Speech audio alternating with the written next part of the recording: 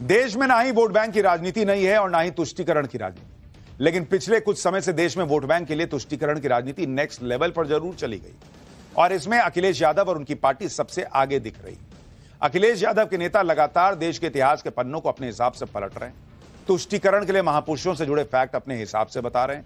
इतिहास के जिन योद्धाओं ने देश के लिए अपना खून बहाया, अब उनके योगदान पर सवाल खड़े किए जा रहे हैं। और जिन विदेशी आक्रांताओं ने भारत को लूटा, सनातन का अपमान किया, सनातनियों को हजारों जख्म दिए, ऐसे आक्रांताओं को हीरो बताया जा रहा है। आप देखिए अखिलेश यादव एंड कंपनी किस तरह से अलग ही नैरेटिव बनाने की कोशिश कर रही है। महान राजपूत राजा राणा सांगा को गद्दार कहा जा रहा है। भारत पर हमला करने वाले बाबर का बचाव हो रहा है। औरंगजेब को हीरो बताया जा रहा है। गजनबी के सेनापति हत्यारे सैयद सलार गाजी को संत बताने में लगे हैं कुछ लोग। रामजी लाल सुमन जो सपा सांसद हैं, अबू आजमी जो सपा के विधायक हैं, इनसे लेकर संभल के सपा सांसद जियाउर रहमान बर्क तक सभी विदेशी आक्रांताओं के समर्थन में खड़े दिखते हैं। ये नया ही इतिहास बता रहे हैं। औरंगजेब को महान और हीरो कहते हैं और क्रूर शासकों को जैसे सैयद सलार गाजी को सूफी बताते हैं। अखिलेश यादव भी इनका समर्थन करते हैं। अखिलेश यादव और उनकी पार्टी भूल रही कि राजपुताना का इतिहास वीरों का इतिहास है। घास की रोटी खाकर मुगलों से जिंदगी भर मोर्चा लेने वाले महाराणा प्रताप यहीं से आते हैं। महाराणा प्रताप और राणा सांगा जैसे महावीरों का तो भारत पर कर्ज है, जिन्होंने अपने प्राणों की आहुति दे दी लेकिन मुगलों की अधीनता स्वीकार नहीं की। ऐसे वीर योद्धा राणा सांगा को अखिलेश यादव के सांसद गद्दार कह रहे हैं, वो भी संसद में खड़े होकर, और अखिलेश यादव भी इनडायरेक्टली सपोर्ट कर रहे हैं। रामजी लाल सुमन के बयान के बाद भयंकर राजनीतिक घमासान मचा हुआ है। अखिलेश यादव अपने नेता के बयान का समर्थन कर रहे हैं तो बीजेपी ने रामजी लाल सुमन को मानसिक तौर पर दिवालिया कह दिया है। आज आपको राणा सांगा का वो इतिहास बताऊंगा जिसे सुनकर आपके रोंगटे खड़े हो जाएंगे। पूरे फैक्ट्स दिखाऊंगा, लेकिन जो पहले विवाद हुआ उसकी एक झलक देखिए।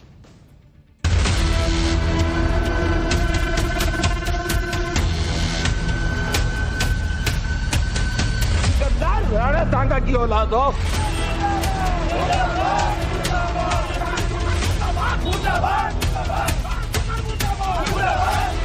हम लोगों ने तो इतिहास लिखा नहीं कि छत्रपति शिवाजी महाराज जब उनका तिलक होना था, पैर के बाएं अंगूठे से उनका तिलक किया गया था। बहुत ही गलत उनके शब्द थे, उनको ऐसा नहीं बोलना चाहिए था। ये मानसिक रूप से दिवालिया हो गए हैं। आक्रांता आदर्श नहीं हो सकते। ये सारा हंगामा मचा है समाजवादी पार्टी के सांसद रामजी लाल सुमन के बयान पर। अबू आजमी अगर औरंगजेब को हीरो बताते हैं तो रामजी लाल सुमन बाबर का बचाव करने उतर आते हैं। बाबर को बचाते बचाते रामजी लाल सुमन राणा सांगा को गद्दार कह देते हैं। रामजी लाल सुमन ने राज्यसभा में खड़े होकर राणा सांगा को गद्दार कहा, जिसके बाद हंगामा मचा। एक बार उनका बयान आपको दिखाता हूं, फिर बताता हूं अखिलेश यादव कैसे अपने नेता के बचाव में आ गए। एक तो बीजेपी के लोगों का तकिया कलाम हो गया है सभापति महोदय कि मुसलमान इनमें बाबर का डीएनए है। उप सभापति महोदय मैं जानना चाहूंगा कि बाबर का डीएनए मुसलमान में है। हिंदुस्तान का मुसलमान तो बाबर को अपना आदर्श मानता नहीं है, वो तो मोहम्मद साहब को अपना आदर्श मानता है, सूफी संतों की परंपरा को अपना आदर्श मानता है। लेकिन सभापति महोदय मैं जानना चाहूंगा कि बाबर को लाया कौन? बाबर को इब्राहिम लोदी को हराने के लिए राणा सांगा लाया था। तो मुसलमान तो बाबर की औलाद हैं और तुम गद्दार राणा सांगा की औलाद हो, ये हिंदुस्तान में तय हो जाना चाहिए। अगर बाबर की तो आलोचना करते हैं, राणा सांगा की आलोचना नहीं करते। मुस्लिम वोट के लिए सपा सांसद संसद में खड़े होकर ऐसी भाषा का इस्तेमाल कर रहे हैं कि गद्दार राणा सांगा की औलाद हो तुम लोग। हिंदुओं को ही ना कह रहे हैं और किसको कह रहे हैं, लेकिन कॉन्फिडेंस है बॉस कि बाबर को प्रोटेक्ट करूंगा तो मुस्लिम वोट मिल जाएगा और राणा सांगा को गद्दार कह दूंगा तो भी हिंदू वोट कहीं ना कहीं से तो मिल ही जाएगा। राणा सांगा मेवाड़ के राजा थे और उनकी वीरता की कस्में आज भी राजस्थान के लोग खाते हैं। ऐसे महान वीर योद्धा राणा सांगा को गद्दार कहा जा रहा है। इसका फैक्ट चेक भी आपको दिखाऊंगा, लेकिन पहले देखिए कि रामजी लाल सुमन के बयान के बाद कैसे उनके खिलाफ प्रोटेस्ट शुरू हो गया। देश भर में उनके जो पुतले फूके गए, यूपी से लेकर मध्य प्रदेश तक लोग रामजी लाल सुमन से कह रहे हैं कि भैया माफी मांगो। और अखिलेश यादव अपने मुगल प्रेमी नेताओं का समर्थन कर रहे हैं। अखिलेश यादव ने रामजी लाल सुमन के बयान पर कहा कि रामजी लाल सुमन ने इतिहास का पन्ना खोला है जिसमें यही लिखा हुआ था। एक बार अखिलेश यादव को सुनिए। बीजेपी के सोचिए क्या इतिहास का पन्ना पलट रहे हैं। बीजेपी के लोग किस बात पे बहस कर रहे हैं?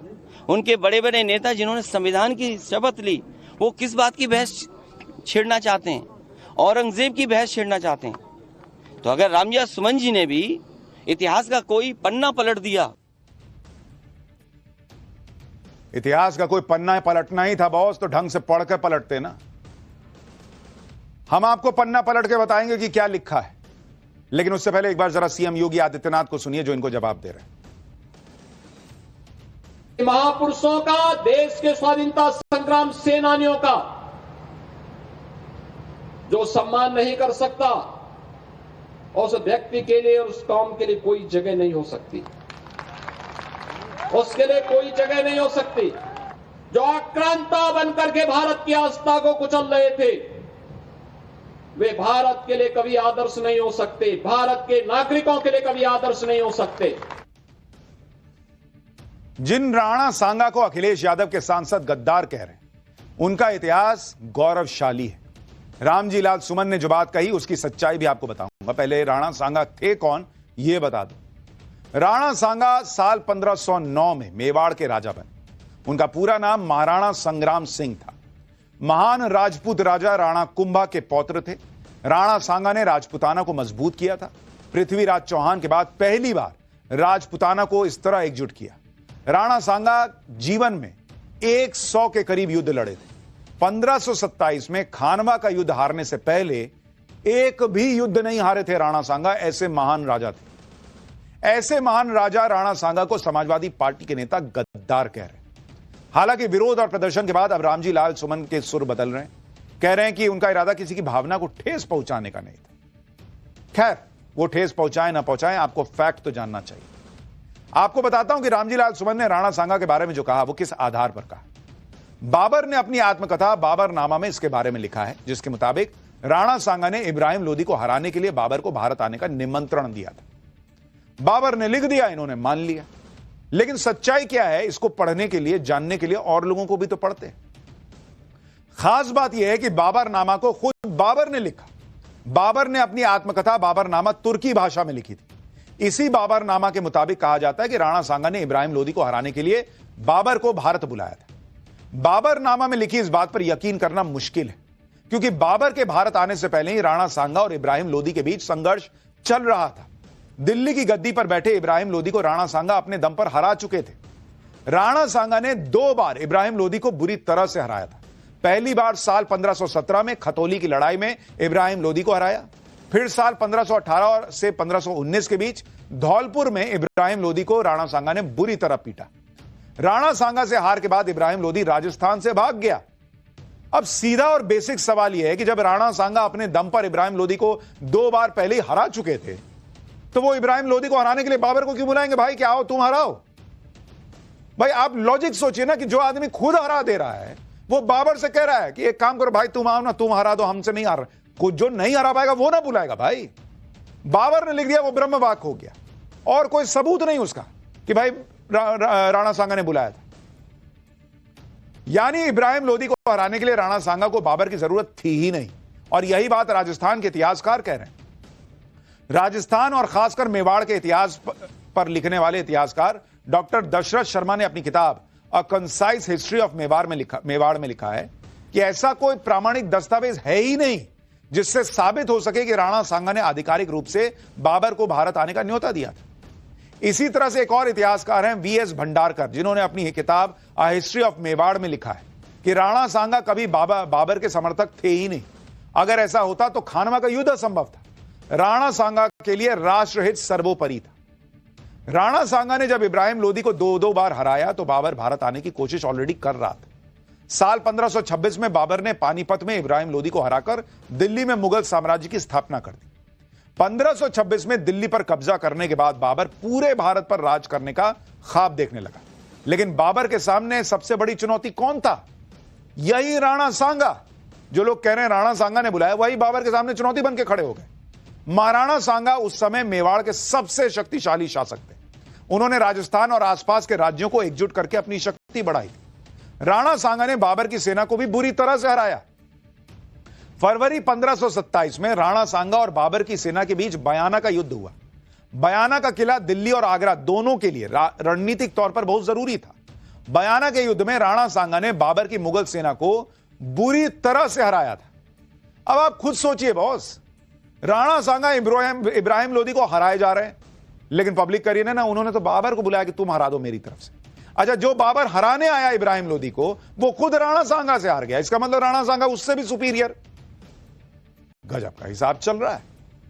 राणा सांगा ने बाबर को भारत बुलाया, इस दावे में आप कितना दम है खुद ही समझ सकते हैं।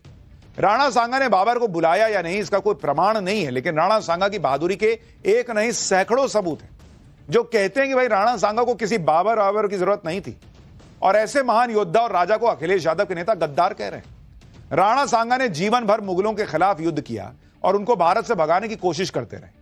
राणा सांगा और बाबर के बीच 1527 में ही खानवा का युद्ध हुआ था, जिसने भारत के इतिहास की दशा बदल दी। 1527 को खानवा के मैदान में राणा सांगा और बाबर के बीच युद्ध हुआ। राणा सांगा की बहादुरी से बाबर की सेना के पैर उखड़ रहे थे, लेकिन बाबर के तोप खाने ने युद्ध का रुख बदल दिया और तोप के गोलों से राणा सांगा की सेना के हाथी भड़क गए। हाथियों के भड़कने की वजह से राणा सांगा की सेना में भगदड़ मच गई। युद्ध में राणा सांगा को 80 जख्म लगे थे। 80। राणा सांगा अपने हाथी से गिर गए थे। घायल राणा को युद्ध से दूर ले जाया गया। राणा सांगा के मैदान से हटने के बाद बाबर युद्ध जीत गया। यानी घायल होने के बाद भी राणा सांगा लड़ते रहे और इसी वजह से कहा जाता कि 80 घाव लगे थे तन में, फिर भी व्यथा नहीं थी मन में। घायल होने के बाद भी राणा सांगा ने हौसला नहीं खोया और बाबर को हराने की कसम खाई थी, लेकिन राणा सांगा के कुछ सरदारों ने उन्हें जहर दे दिया, जिससे जनवरी 1528 में राणा सांगा का निधन हो गया। राणा सांगा का शौर्य और उनकी धमक के बारे में विदेशी इतिहासकार भी लिख चुके हैं। ऐसे ही एक इतिहासकार हैं कर्नल जेम्स टॉड, जिन्होंने राणा सांगा के बारे में लिखा कि बाबर के मन में राणा सांगा का इतना डर बैठ गया था कि वो राणा सांगा से युद्ध टालने की बातें करता था। राणा सांगा की वीरता ने राजपुताना के भविष्य को संवारा। अगर राणा सांगा कुछ और सालों तक जीवित रहते तो शायद भारत का इतिहास अलग होता।